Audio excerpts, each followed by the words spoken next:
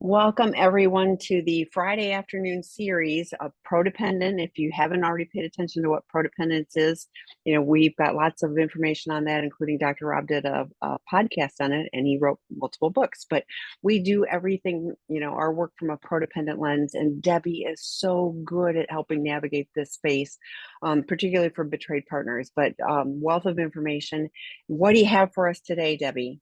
Well, this has shown up in my office as I usually do. I bring in situations that are actually happening. So today we're going to talk about the do's and the don'ts of working with your betrayed partner's betrayal. So I am gearing today's content to the betraying partner, the partner who is in recovery, and we're going to talk about through that codependence lens, how can we repair attachment? And there's ways that get in the way of doing that, certain behaviors, and then there's those that are going to promote the healing of the attachment. So what has been showing up in my office recently, and I'm going to give you just a few examples. One of them is working with a couple where the betrayed partner is begging the addict partner to please have empathy, have validation for me. And they're almost to their breaking point because what they're asking for is not getting met. And so they start considering leaving the relationship. Another situation that shows up is a betrayed partner who's been in recovery over a year and they're still having trauma triggers, right? And it is their betraying partner who is the trigger because of the betraying partner's behaviors. So they're constantly triggered, constantly dysregulated. And then another scenario that I've seen recently is a betrayed partner asking for reasonable boundaries and the betraying partner ignoring those boundaries or maybe pushing against them. And so they're caught in this constant state of disconnection.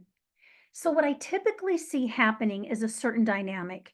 And I'm going to very generalize this, but how it typically looks is the addict partner realizes that they bear a big burden of trying to help the betrayed partner heal. But they keep having shame that comes up. It keeps getting in the way and getting in the way of their ability to meet the needs of the betrayed partner. And as a result, they're stuck in their shame and they go limbic. Typically they go into more of a fight type of a response. So you see just the defensiveness. You see them getting angry. You see them standing up for themselves rather than tuning into what the betrayed partner needs. And so what happens is the betrayed partner then reacts very strongly at times, or they completely disconnect in order to protect themselves. And the couple gets stuck in this cycle. It's a state of disconnection, and they don't seem to be making any progress. And so they're just repeating the same patterns, the same types of situations and scenarios again and again and again. And it's clear that the betrayed partner is still hurting and they need help in healing the betrayal. So I realize addict partners have to deal with their shame and they're trying to do the very best they can in recovery. But oftentimes, what they will do is they will question the betrayed partner's healing and saying things like, I thought you would be farther along than you are now, or you just need to get over it, or why can't you go back to being the same way you were prior to all of this happening? And so the couple gets in this dynamic that, again, like I said, creates so much disconnection, and we cannot repair the attachment. So, how do we get out of this? Well, it's that we have to have a clear understanding as the betraying partner what it is I need to do as the betraying partner to help my betrayed partner get out of their trauma. It's going to take work on the part of the betraying partner. It has to be part of your recovery plan. You have to include helping support your betrayed partner in their healing and their well being. So, we're going to talk about some don'ts to start with, some things that prevent the betraying partner from supporting their betrayed partner in his or her recovery. So, don't number one is don't get defensive. So, defensiveness is one of the most common struggles for the betraying partner. And defensiveness oftentimes almost is like an automatic reaction. It's very reflexive. And believe it or not, there are times that the betraying partner will actually rationalize the defensiveness by saying things like, well, I'm just trying to get you to hear what I'm saying. You just need to calm down. Or I'm just trying to explain things to you. You're not hearing me. And to the betraying partner, that comes across as defensiveness. So what the betraying partner hears the addict partner also saying is things like, I've told you everything I've done, what more can I do? Or I'm going to my therapist. What more can I do? I'm working on changing myself to make sure I don't slip. Why can't you see all the work that I'm doing? Why do you keep telling me everything I'm doing wrong? Um, and I'm doing my work, so why aren't you doing yours? You need to focus on your own work. So all of those are defensive reactions to the betraying partner. So defensiveness affects the betrayed partner in the following ways. First of all, it creates emotional disconnection because it creates a barrier between the betraying partner and the betrayed partner. And it prevents open communication. So the betrayed partner ends up feeling isolated, shut down, shut out, not heard. And so they feel all alone in their recovery. The other thing that it affects the betrayed partner in is it increases their doubt, their self-doubt. So they start to question their own feelings and their own experience, especially when it's met with defensiveness, because defensiveness can also be a form of gaslighting. And so they're very confused. Sometimes they question themselves, they blame themselves. It also creates broken trust. Defensiveness prevents the addict partner from taking full accountability. So it hinders that rebuilding of trust and it leaves the betrayed partner feeling uncertain, unsafe, and really questioning the future.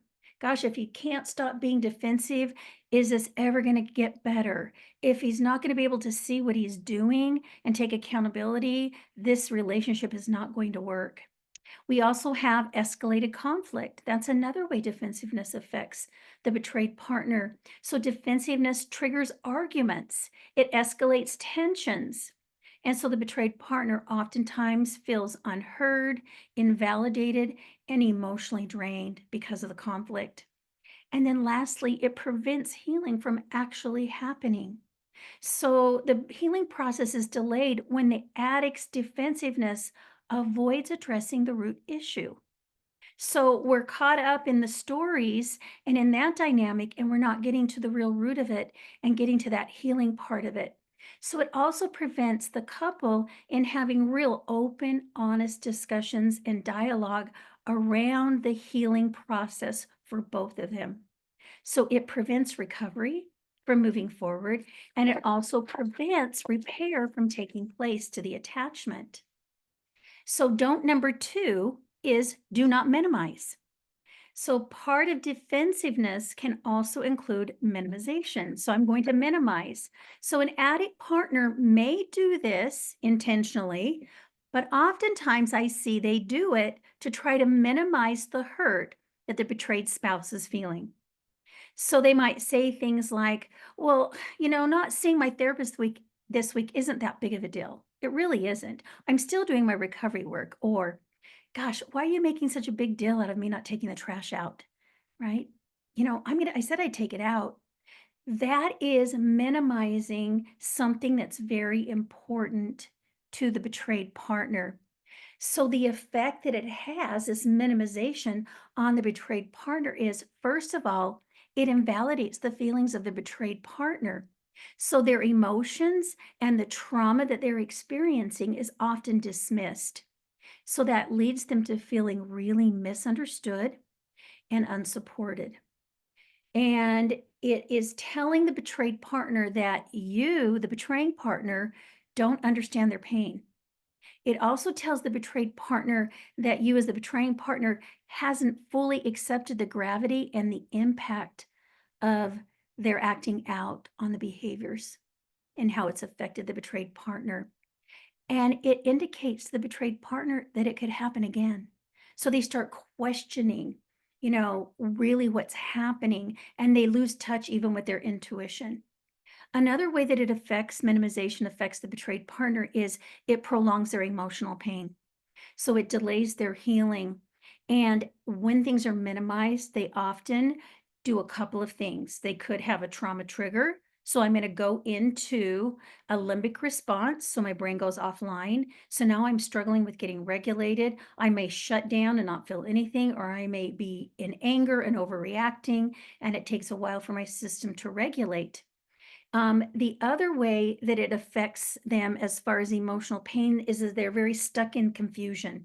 I'm not sure what's happening here. I'm not sure how to fix this. They get stuck in the fear cycle. And when they're stuck in the fear cycle, it's very, very difficult to get out of it when you see the betraying partner not taking accountability and minimizing what their own behaviors or what they've even done in the past. Another thing it creates is distorted reality for the betrayed partner, and they start to question their own perceptions of the relationship.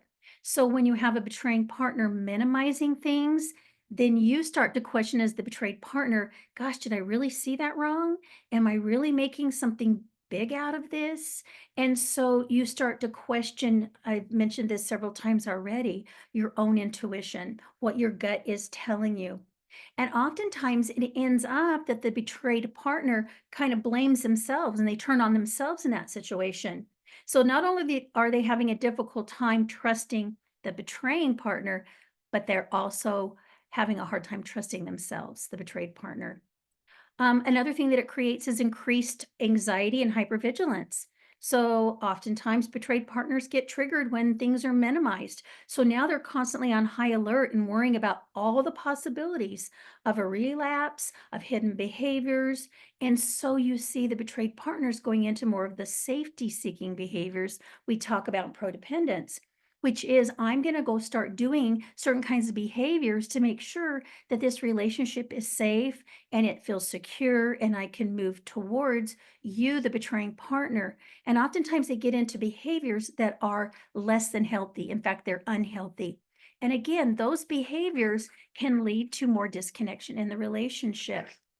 So, overall and generally, the results of defensiveness and minimization means that as the addict partner gets defensive and minimizes, the louder the betrayed partner becomes, or the more disconnected they have to become. And so the couple are not able to do the repair to the attachment that's caused by the betrayal. So I see couples getting stuck. So we've got to be able to get unstuck. So, what can we do? We're going to talk about that in a minute, but I want to talk about one more don't, and that is don't play the victim as the betraying partner.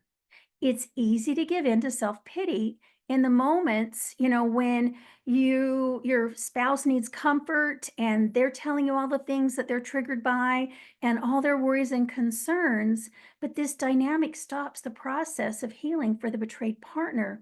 So instead of the addict partner focusing on the betrayed partner, they start focusing on their own pain and their own issues. So this adds weight to the betrayed partner's recovery. So what happens is as the betraying partner plays the victim, the betrayed partner experiences emotional exhaustion. They feel overwhelmed because now they feel this responsibility that they have to help manage the addict's emotions and their needs. And I see this dynamic a lot in my office.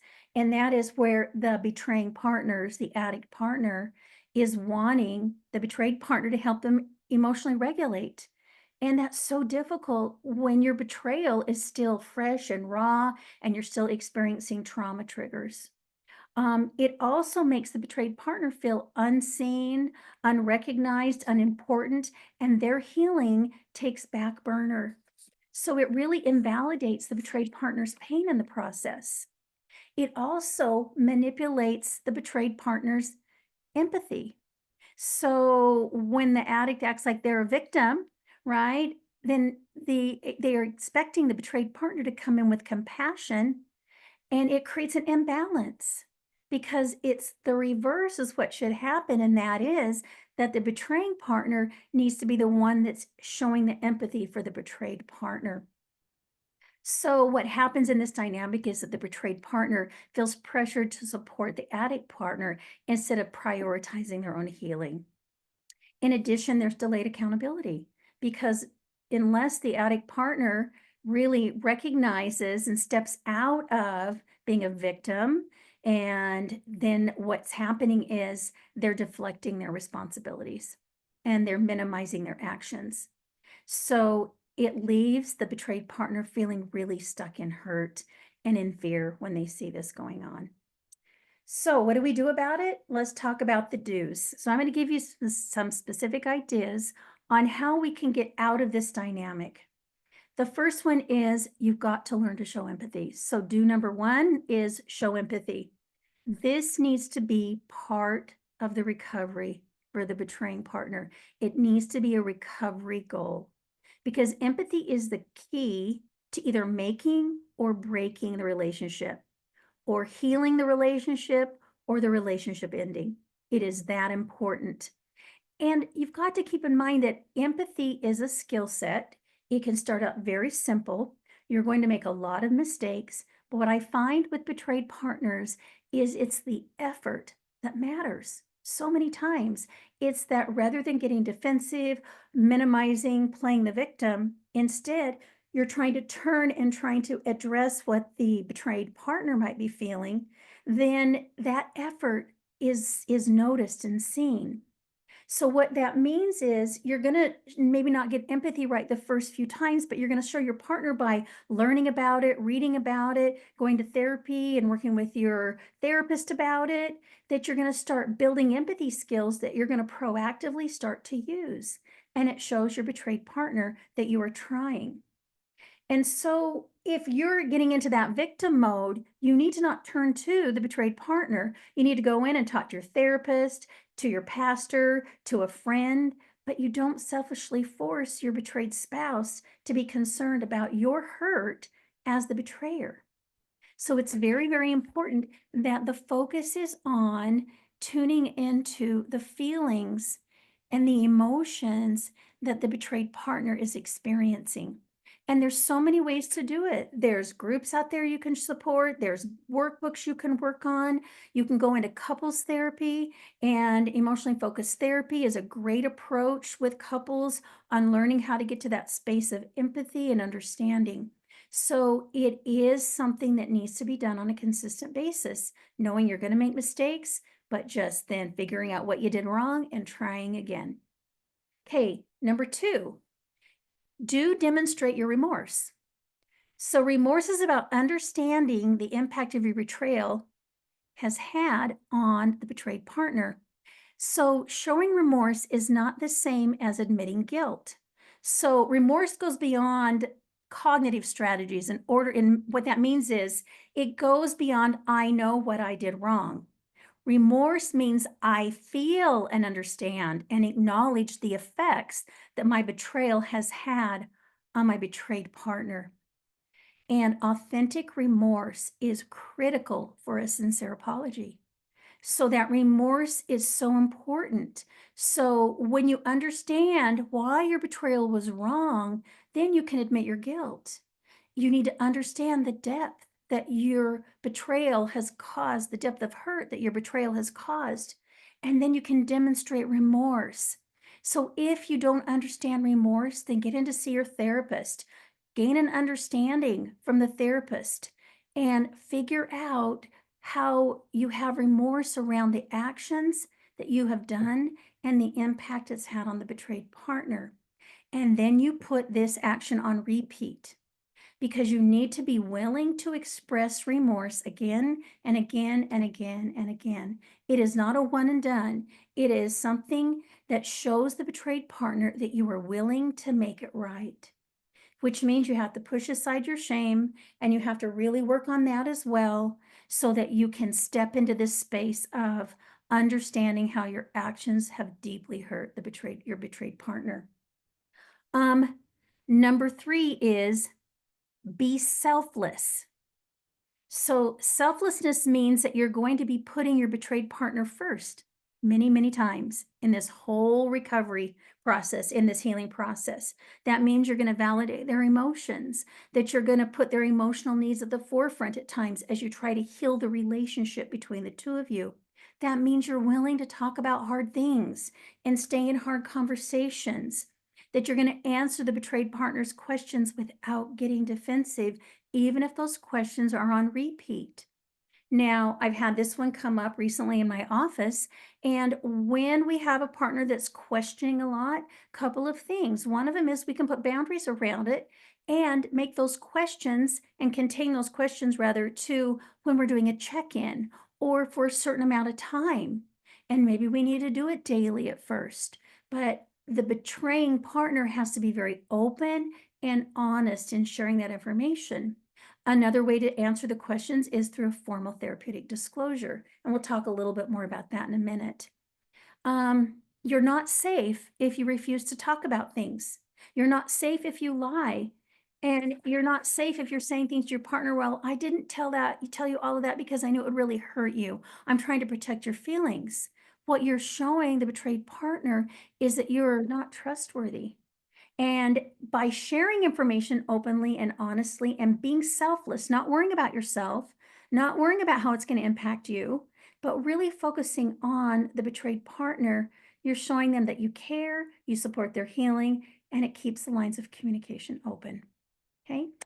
Number 4, do validate your betrayed partner. So validating is extremely important. It goes hand in hand with empathy. Without validation, you cannot rebuild trust. It's very important. So when you validate, you eliminate saying that your betrayed partner is overreacting. Instead, you tell the betrayed partner they have a right to feel hurt and to be hurt. So for example, if your betrayed partner is having a rough day, you're going to validate by saying, I can't imagine how tough it is for you. I am so sorry that I'm the cause of all this pain. Is there anything I can do right now in this moment to help it be better for you or to help support you? So the formula for validation really is you're going to say something validating. You're going to acknowledge what you see them experiencing. You're going to offer help. You're going to shut up and listen. And then you're going to follow through with what the betrayed partner says they need you to do to support them. Okay. You don't get defensive over the betrayed partner's pain because it's bringing up shame for you. So instead of getting defensive, you're going to validate and show them that you can handle their pain. I tell the betraying partners oftentimes, you've got to put up your invisible shield and you've got to be able to hold that space for your partner to share whatever they need to share. And it is hard and it is difficult, but we're not going to focus so much on the accusations and the story. We're going to focus on the betrayed partner's feeling words because they're telling you where the pain is and what those difficult, distressing emotions are. So the more the betraying partner validates the betrayed partner, the more support they feel, the easier it is for them to heal and to repair the connection. The 5th thing is offer up sincere apologies. I'll say that one more time. Offer up sincere apologies. So the only way for a sincere apology to happen is by fully owning what you did and the impact it's had on your betrayed partner. So you can see sincere apologies go hand in hand with showing remorse. So the addict partner must face the harsh, ugly reality of their betrayal. That means you're pushing through your shame. By doing this, you're showing the betrayed partner that you truly are making changes. And you don't offer cheap apologies. So this is what I hear oftentimes. The betraying partner will say things like, I'm going to throw the responsibility back on you by saying, I'm sorry you feel that way. As opposed to saying, I can see that when I did this, that it created distress, and I imagine your feelings are hurt, right? I apologize for that. My behaviors were wrong. Or they apologize, but they're going to minimize their responsibility. So it's going to be things like, gosh, if I was wrong, then I apologize. But there's a big if in there. It's going to create more dysregulation in the betrayed partner. So your apology must be sincere, it must be heartfelt, and it must be unconditional, meaning I don't expect anything in return. I am just going to apologize. So the betrayed partner will see that you are really interested in protecting them and in protecting your marriage when you are willing to let go of your ego and to offer up sincere apologies. Okay? The next is show consistency in your day-to-day recovery work. This one's big. Show your betrayed partner you're doing something every day. If you say you're going to do something, right? Like even take out the trash, take out the trash. If you fail to be consistent in what you say you're going to do, then you're eroding trust. So I came across a concept recently and it's called micro trust. So micro trust are those everyday things that you commit to doing that you need to follow through on. So if you say you're going to take the dogs for a walk and you're going to do it at 5 o'clock, you go take the dogs for a walk at 5.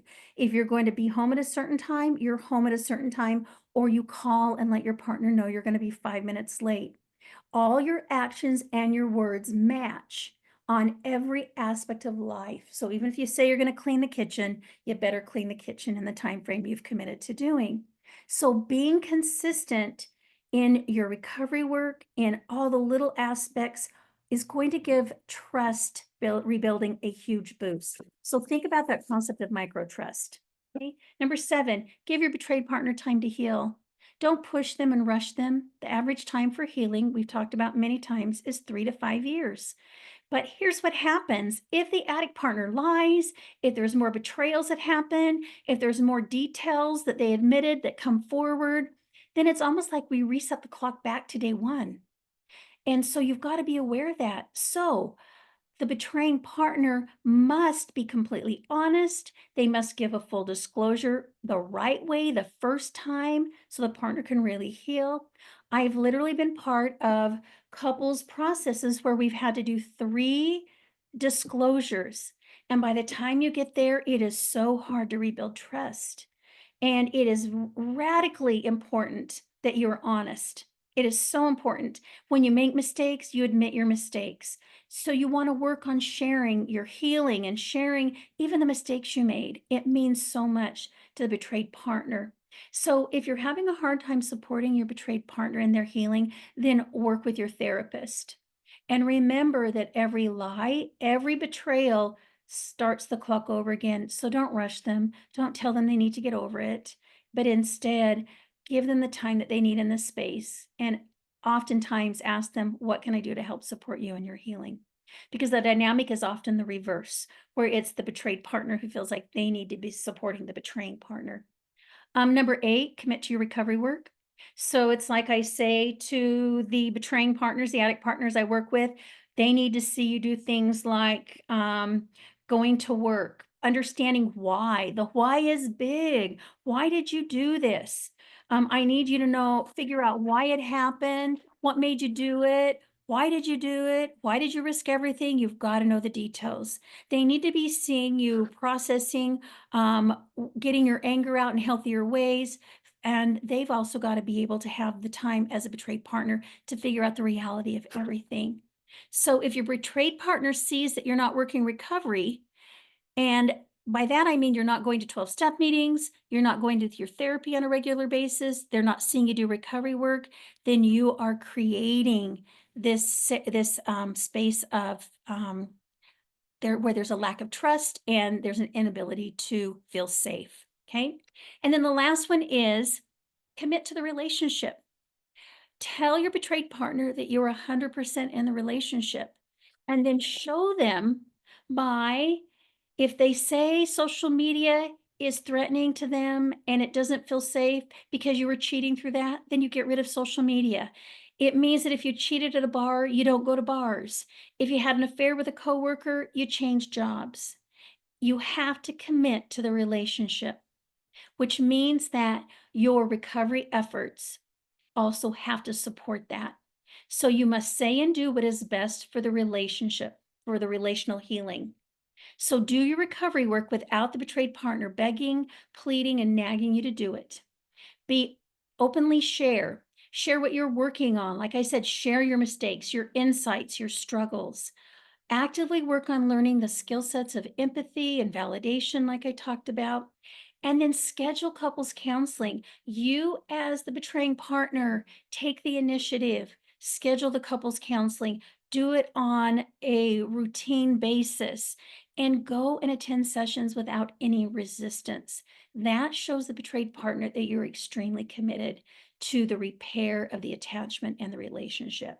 So, Those are some of my ideas. Like I said, these things keep showing up in my office the last couple of weeks. So I thought that this would be a good time to address some of these things that I've been seeing.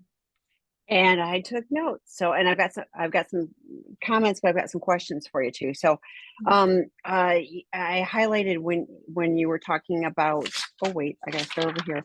Um, the betrayed partner feels all alone. And I think it was last week, Friday with Matt. I got really frustrated at one of the questions because it was a partner who was and this might actually be towards a different question, but uh, the partner was going like, as soon as something comes up for the betrayed partner, and I'm going to use he and she started sharing, where she was, then he went into the shame spiral and was then, started looking for her to comfort him. And I just like it feels so manipulative. And I was like, poor betrayed partner, because you don't get to chance like to have your feelings. It's like your feelings don't really matter because wait, mine are more important than yours. And and that dynamic. And I was like, and it shuts down, it shuts down the conversation. Like the betrayed partner ends up stopping, so when you're talking about this, the defensiveness, which yes, I even highlighted from minimization to defensiveness, because those are so tied. I minimize and I'm defensive, like, well, why aren't you seeing, all of that I'm doing, and it's also like, well, it wasn't that bad, like all of those things really are not helpful for, for building trust. And you commented that this prolongs emotional pain. And I thought, we talk about like the healing journey and all this kind of stuff. And I was like, it's almost like you get a short-term reprieve just because you shut something down, but you're making it so much worse for the long haul, and I like if an addict could understand, like I'm going to do what I need to do with integrity right now.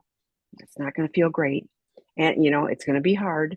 And it's also going to make it so that I don't have to keep doing this for, for 5 or 6 years. I can help things move forward in a different way. But it's so hard in that moment. I was thinking too, when you're talking about a lot of this stuff is almost like, higher level, because Mhm. like being able like I say, when you tell your a betrayer that you're looking for empathy, you need to tell them what empathy would look like, because we have no clue. And so while you shouldn't have to, and I've had partners go, well, I shouldn't have to do the whole roadmap. And I'm like, what is your goal? If you are looking for a certain kind of empathy, if something feels good to you, then if you are telling, when we are in this situation, this is what I'm looking for, that will help you hopefully get what you're looking for. I love that you shared too. It's uh yeah, like you're oh, in fact I wrote it down. What you did was wrong. And I thought, even if you go, maybe because wrong, then we get into shame, but it's like this wasn't as effective as I had hoped for. So is there something I could do that would be different? you know and the what do you need in this moment? I even think having those conversations when you're not in that moment, because there are moments when I go, I don't know what I need. But if I had, I could have told you before I got into that. And I've been with my husband long enough, he actually knows what I'm going to need. But it's one of those things where if you go like, I need space, I need a hug, I need to, whatever, I need you to just listen. I don't need you to say a word, I just need you to pay attention, whatever it is. If you have that conversation in advance, so there's a plan, I think that can be helpful. um I was thinking too, because you talked about putting up the invisible shield, and I thought it's challenging because there are moments when, out of hurt, partners, will be, pretty vengeful and spewing things. And so when you're talking about putting up the invisible shield, and you even commented on listen for the feelings, don't get caught in the details, because the detail may be wrong, and then you go to the defensive place of, well, you aren't right about that, doesn't matter in this moment, this is where it is. That takes some emotional strength too. And again, those are skills to learn, and not give up on when you don't do it right the first time, because you won't, because like, we just don't have, those skills. So the minimization of like, oh, I'm sorry you're feeling that way, like, like, I hear that, like, when somebody says that, I go, "Oh, you're not really sorry. You're sorry that that I'm annoying you because I've got these unpleasant feelings." But there's no I mean, I really focus on amends because part of, 12 step is making amends, not just saying, "Sorry, sorry." It's making amends, but I'm taking ownership for what I did, my behaviors, how I showed up or didn't show up, and Mhm. making a sincere amends so that and with the intent of not repeating, that same thing. And then you two more things, then we have a question. But commit to your recovery. Yes, we have a daily reprieve. And I was at one of my 12 steps last night, and somebody, I talk about daily reprieve often, and somebody that's newer to the group talked about, they're getting the concept of daily reprieve. And I'm like, yes, we have a daily reprieve. So it does take that. You commented on the why, and I have a lot of people that get stuck on the why. And Mhm. whys, like, I've had insights into some of the whys in the last few years, and I'm decades into this. So, to me, the more important questions, at least initially, are what do I need to do today? And how do we move forward? And then there's going to be some whys. And now, if it's, why did I not text you when I said I was going to be home with those micro trusts? Why did I not text you and say traffic sucks? Here's my ways, and you can see where I am. Or I left 5 minutes later, whatever it is. That would be a why. But the deeper whys, like that's there's a lot of people who are addicts that know the why and they keep acting out. So the why Mhm. isn't as helpful to me.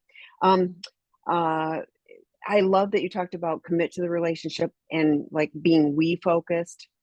And it's not about one person controlling the other person. It's just like, if I'm doing this, I say all the time, what is the goal? If the goal is to build a bridge to being closer to each other, then what do we need to do, that will create safety and that healing space. If the goal is I don't care, I'm gonna win. I'm gonna win, then I'm going to win for me, but it's going to just decimate, the relationship, and I won't have, what's really healthy, in this space for both of us. So, um, as always, such great stuff. Um, oh, there was one other thing I was gonna. It doesn't matter. But while you're Oh, finding out, I just yeah. go Go ahead. ahead. I No, was going to say, I it. want to talk about something that you started talking about in the very beginning, which is such a good point. And that is, okay, what we talk about today is ideal, right? I'm throwing out Yes. suggestions, and it is ideal recovery. But the reality is, recovery is messy. And it is hard, and it is not. I tell my clients that come in, we don't go from point A to point Z and now we're healed and it's one straight line. No, what happens is recovery is like this, and then we dip down, and then we kind of go up a little bit, and then we're dipping down, and it's this slow progression, right? Hoping to get to that point and that place of Hmm. recovery. Hmm. Although recovery never ends, it's a Right. journey. And Yes. so it's even when we're getting to a better place, we still make messes and there's still mistakes and we fall back into old habits. And so what I'm sharing here is not something that the expectation is you have to do it all today and you're going to get it right 100% of the time. And oftentimes with the people I work with, I say just start with one thing. So if you're the betraying partner, start with a defensiveness. If you know you're defensive, start with that. Or if you know that you don't follow through, then start with a micro trust idea and work on that until you get that down and work it that way. Or you can even go to the betrayed partner and say, what's one thing that I could do that would help you feel safer? And start with that one thing. And so I don't want people to feel overwhelmed. I don't want them to feel like it's not obtainable and that it's supposed to be really easy. It's not easy. I get it. But the important thing is that as the betraying partner, that in the back of your mind at all times is that you're supporting the betrayed partner's healing. So I liked what you said about it's not that, I did something wrong, or I'm wrong. It's more, I've made a mistake. And mistakes are such an important part of our healing work, our recovery work. We don't learn without making mistakes. I'm going to tell you that right now. And so we have to learn from our mistakes, figure out why, or the whys of it if we can, or just the circumstances, acknowledge it, and then figure out how to do it differently, right? Figure out if I need to set boundaries or if I need to change my behaviors or what it is. And so I just love some of those points that you made and wanted to come back around to those. Well, and I lied to you about taking out the trash because I knew you'd be upset because I say I'm going to do something and then I don't do it. I Mhm, can tell you the why on that, but the why mhm, on, the greater why on addiction, mhm. like I said, I've had realizations all along the path. And then I have other people that, like I said, that know some of the why and they keep acting out. So, um, Eh, so let's go. There's a question. I am not agreeing to go forward with a relationship until I find out the answer to why. And I'm going, Okay. Yeah, let's talk about that. I think yeah, it comes up all the time in my office, all yeah. the time. And I get it. So here's how our brain works. Our brain, when we are going through such trauma, is our brain wants to figure out all the pieces and have them all fit together nice and neatly. And so that's where we get into a lot of safety seeking even. And that is, I've got to figure out all the facts and the data, and included in that is the whys. And so when I ask betrayed partners, why so important? Oftentimes the answer is, if my betraying partner doesn't figure out the why, then they're going to keep doing it, right? Or if they don't understand the why, then I can never trust them again. And my hope is that they get to that, but takes work. It takes a lot of recovery, a foundation of recovery. It doesn't happen in the first weeks, months, even couple of years. Because remember, and I go back to the whole brain thing that I talk about again and again and again. And if my hand's a brain, right, here's prefrontal. Betrayed partners are here when they experience trauma. Addict partners are operating out of that limbic or near that limbic part of their brain.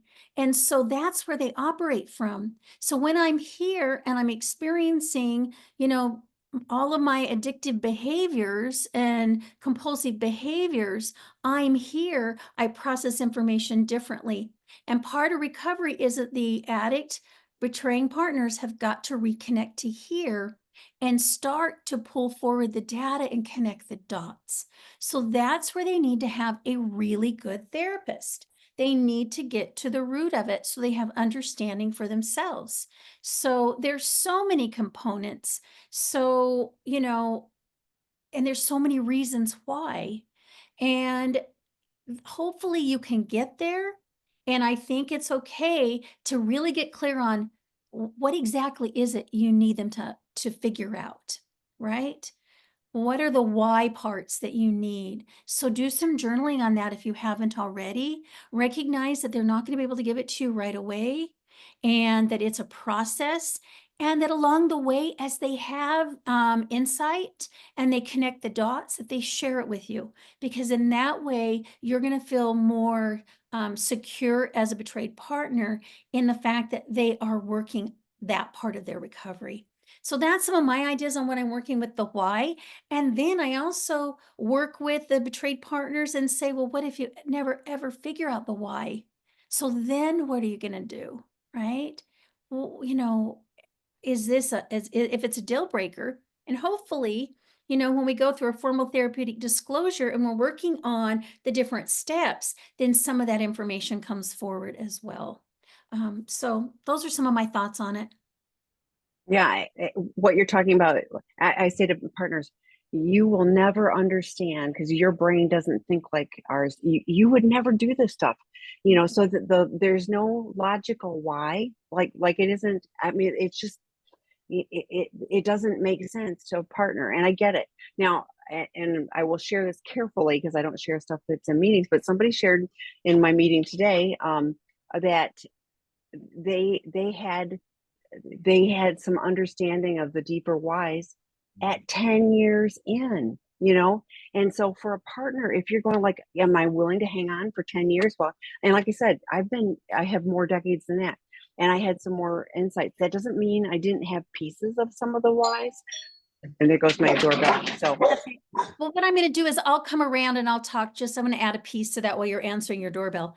And that is, if you see your betraying partner willing to try to figure out the whys, that's really important that you see their willingness to try to get to that deeper understanding, and that they're willing to share it with you along the way. Because their brain is having such a difficult time, especially in the early days of recovery, of trying to figure out how to implement recovery skills and tools and to create a routine. And so this is kind of higher level recovery work. And I know oftentimes we talk about that higher level. They need to have that prefrontal cortex fully engaged for them to make those connections. So again, it's about, do they have an attitude, a willingness of trying to figure out the why? To me, that's a very strong indicator of somebody that's really trying to work their recovery, and especially if they're sharing it along the way. If they're shut down and they're not willing to do it, and they don't want to know the whys, and they're digging their heels in, then you need to look at that and go, can I live with that? Do I need to set boundaries around that? Do I need to give it a certain amount of time with good, strong, healthy boundaries in place? Do I need to exit the relationship? Because for me, I need you to have some general understanding about your own addiction, and maybe why it started and how it got, where it was at, and, why it helped you, and, what was the catalyst, yes. those kinds of things. Yes, you need to know. And as a betrayed partner, you deserve to know that. Yeah, and I knew for sure I did not know how to do life, and this was my maladaptive coping mechanism. I had Mhm. multiple, but so I learned to use other things outside of me to try to make myself feel okay. That was a why I could figure out fairly early in the process. It Mhm. was all the deeper things like the abandonment wound and all of this other stuff that it was like goodness. But but on the other hand, like I didn't go back out. I have stayed in Mhm. recovery, and I have made progress, and I have more progress to make. I'm completely owning that there's always more on the journey. So partners, like, stay or go. I honor whatever it is you need to do for you. We had Kristen Snowden and May did Should I Stay or Go. Debbie Allen did one also in May with two partners. One stayed, one went. Deborah Doak did one recently on like mediating. What do you need to consider? And at the end of this month, Stuart Leviton, who's an attorney and our COO, is going to be talking from a legal standpoint. Some things. So we have Moving On Alone. We have resources. If you're choosing to leave, get support. Do the work that you need to do. If you're choosing to say, we want to help you. Create healing and healthy attachments, regardless of what your addict is doing or not doing.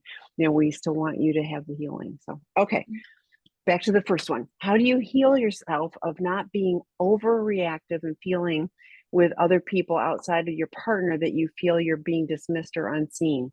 I've gone through all the stages as a betrayed partner of being dismissed, unseen, minimized, and stripped of self.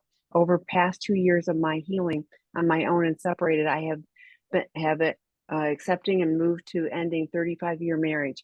I've built myself back up and now know my worth, and not to continue with someone not in recovery working on self. Need help. Oh, gosh. So let me just make sure I understand that. Gosh, I'm assuming that as a betrayed partner, you've been dismissed by the betraying partner and unseen, minimized, and stripped of yourself.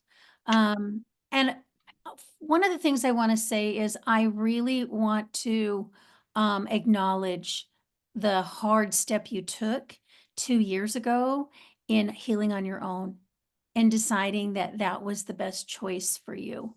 My guess is that as you worked on healing yourself, you're finding that you're not overreacting as much because you've created space between you and the person who causes you to become reactive. I'm hoping that's the case. For you now, it's, I think, continuing on that pathway of this is the choice you're making. Make sure you have really good, healthy boundaries around what does your interactions with the betraying partner look like moving forward? What are you willing to experience with them and what you're not willing to experience with them? For example, with you, if I were to have an interaction with a former partner who had dismissed me and minimized me, I would make sure I understood that if I had to have interactions with them, what my boundaries were going to be if they started into that behavior. And most likely it's going to be stop the conversation and step out of it. Um, Now, with other people, I don't know if you've talked about other people who are dismissing you and making you feel unseen. A couple of things. I don't have enough information to note specifically, which would be very, very helpful if there's a specific situation. Are they dismissing your pain around betrayal? Are they not seeing how hurt you are because they don't understand betrayal? That happens so many times. So one of the things you might want to do is find a community of people who understand betrayal and find people who will validate how you're feeling and who can say, "Oh, I've felt the exact same way. I've experienced something so similar." And then they're sharing that because you deserve to be seen and you deserve to be validated. And so if you can't get it from your immediate circle of people, you're not getting it from the betraying partner, then find a group of people that will. Join drop-in groups here and Seeking Integrity and some of their work groups and things like that and start creating connection. Check in your local area for other recovery groups, as far as recovering from, betrayal trauma, and get a really supportive, find a group that's really cohesive, and then commit to being part of that group so that you will finally, for the first time, feel validated.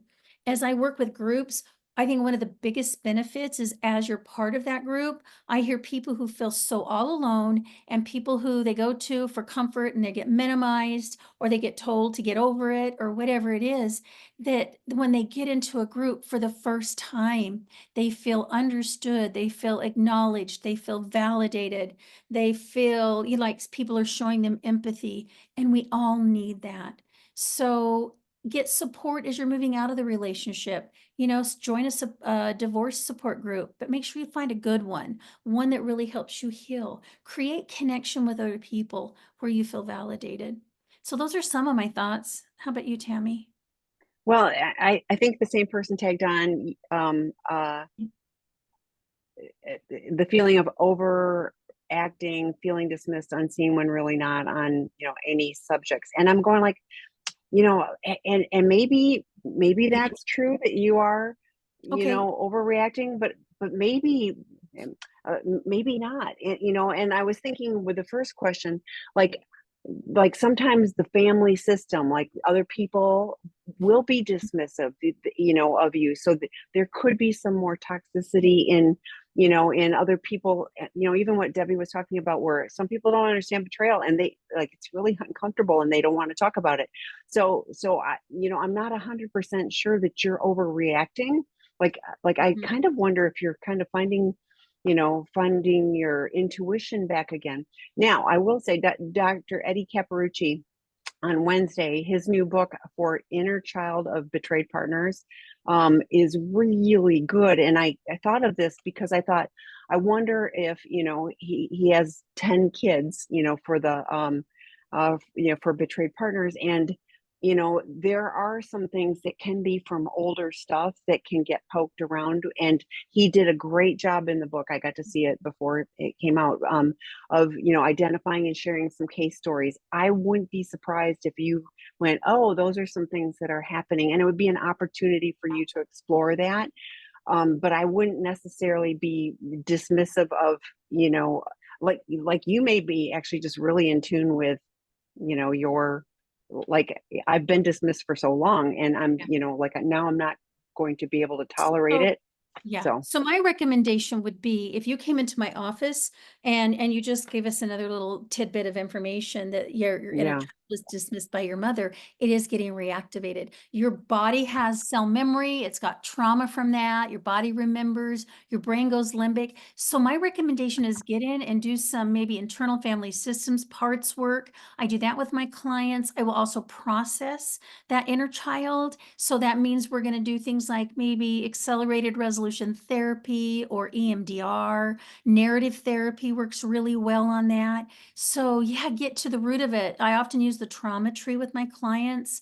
It's kind of an analogy of our, how we heal, and the leaves and the branches are the situations and the symptoms. And your symptom is I get reactive. And there's a trunk of the tree, which is the negative belief your brain has. It's a wiring. It's an assumption it's made. So maybe it's I'm not good enough. I'm not heard. And then what's at the root of it? What were the experiences you had that created trauma in your system? And trauma can even be an overwhelming experience when you're a child where you're really vulnerable. So we get to the root of it and we heal that. And what happens is the reactivity goes away because we've healed what's deeper. So thank you for sharing that. Two more resources for you, and then we'll get to the next question. But Dr. Enid, Enod Gray, did a book and a podcast with Dr. Rob. So there's the two resources. Neglect the Silent Abuser. And I'd reach up into my magic cupboard, but I won't. But like when you talk about like mother, any parent, parents not having enough bandwidth, having mental illness, our family needs to look perfect, whatever it is, there often is the neglect from that stuff, but then there's also the inner child wound. So I think that those two books and that information will be a starting place for some aha moments, and then work with your qualified professional. I bet you will find that is helpful. So okay. All right. So then the last question. So when the question becomes when, and my answer is I cannot provide a schedule of betrayal, is there a timeline of the betrayal? Is a general timeline acceptable? It is acceptable. You need to do your very best on narrowing it down to a period of time. And so oftentimes as you're doing it, map it out, working with your therapist as best you can, timeline wise. So one of the things as I'm working with betraying partners is, can we figure out, can you remember where you were living at the time? Or can you remember where you're working? Or can you remember an event around that time that coincides that helps us kind of narrow it down? So sometimes you can even say, to the best of my recollection, it happened sometime in the first, part of 2020, right? But we don't want to make things up and lie, thinking I'm giving you an exact date, when in reality, if I can't come up with an exact date, and remember, the reason I can't remember a lot of those details is I'm operating out of this side of my brain, and we store memory differently there. And when we are acting out, we're in a state of dissociation too. We're under the influence of all sorts of different chemicals in the body. And so our memories do get clouded. But as you start to work on bringing up memories and trying to do the timeline, then you may find that your brain also brings forward more information. So do your best, kind of map it out, and then sit and see if you can kind of figure out. I mean, even if you have photos around that time that you can kind of remember, pull those out, look and see if that sparks any kind of additional, information that comes forward.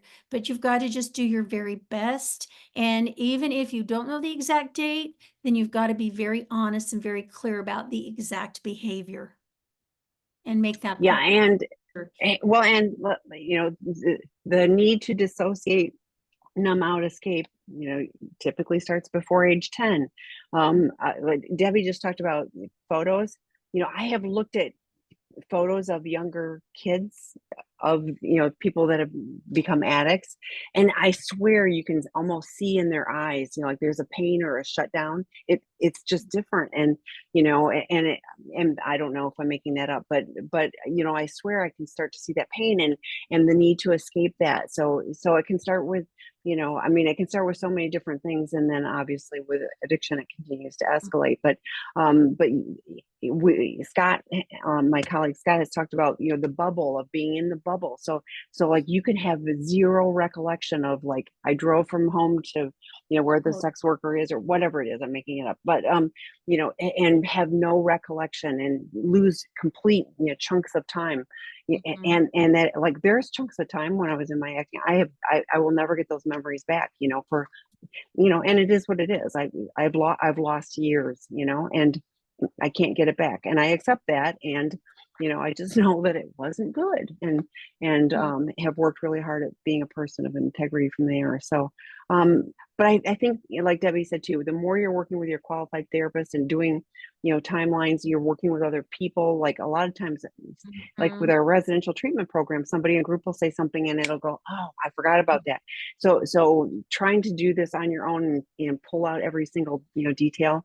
And that's not, I know partners are going, I want every gory detail. No, you don't want you want the foundation of this. You want the patterns. And then, you want to know if like it was in your house, if it was on that vacation where you thought something, like there's certain details, but like, oh my gosh, if you are expecting us to, have a reel to reel of every little thing we've ever done, mind numbing and impossible, honestly. So, But like you said, sometimes the timeline can just include when we were living in a certain house or yes. around this Christmas holiday, Yeah. on vacation here. That is also helpful as far as identifying timeline. But we're like, if you're talking about formal therapeutic disclosure, work with your qualified professional. This is not a do it yourself job. You will not do a good job. It is the most talked about topic with the peer case consultation group of professionals who are trained to do this work. Disclosure is. So trying to do this to save some money and, and crash your relationship, not, I mean, like, oh, the pain it causes, we hear about that all the time. So, okay. Thank you. We're out of time. Thanks for the great questions. Thank you, Debbie. I'll look forward to part 2 of the last one at another Yes, time. it'll be here next time. So really come back. All right. Take care, everybody. Care, bye.